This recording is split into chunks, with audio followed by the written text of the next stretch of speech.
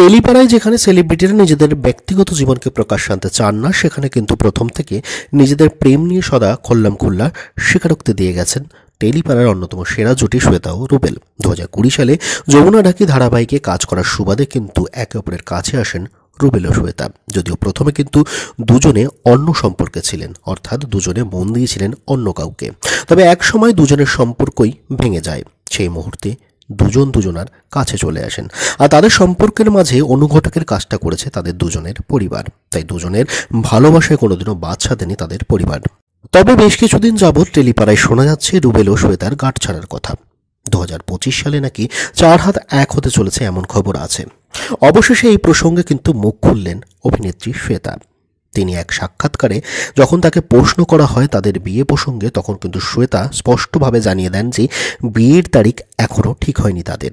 অনেকগুলো তারিখ নিয়ে কথা চলছে, কোন দিনটা ফাইনাল হবে তা ঠিক হলেই তারা জানিয়ে দেবে সকলকে সামাজিক মাধ্যমে পোস্টের মাধ্যমে।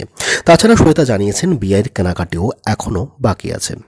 এছাড়া বর্তমানে কিন্তু নিজেদের কাজ নিয়ে খুবই ব্যস্ত শ্বেতা এবং রুবেল দুজনেই। টিআরপি তালিকাতে শ্বেতার কোন গোপনে মন ভেসেছে ও রুবেলের নিম ফুলের মধু কিন্তু বেশ ভালো স্থান অধিকার করে রয়েছে। তাই তাদের কর্মব্যস্ততাও রয়েছে চরম পর্যায়ে।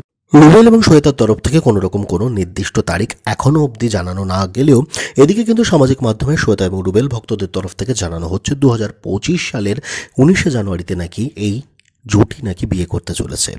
এবার দেখবার পালা এই তারিখেই কি আদতেই রুবেল এবং শ্বেতা 4 হাত 1 হবে, নাকি অন্য কোনো দিনে বিয়ে হতে চলেছে এই জুটির।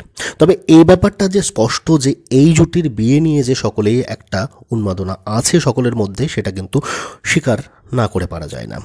আপনাদের কাছে আজকে প্রশ্ন, কোন গোপনে মন ভেসেছে আগে শ্বেতাকে কোন ধারাবাহিকে দেখা গেছে? উত্তরটা অবশ্যই আপনাদের জানা থাকলে কমেন্ট সেকশনে কমেন্টের মাধ্যমে জানাতে ভুলবেন না।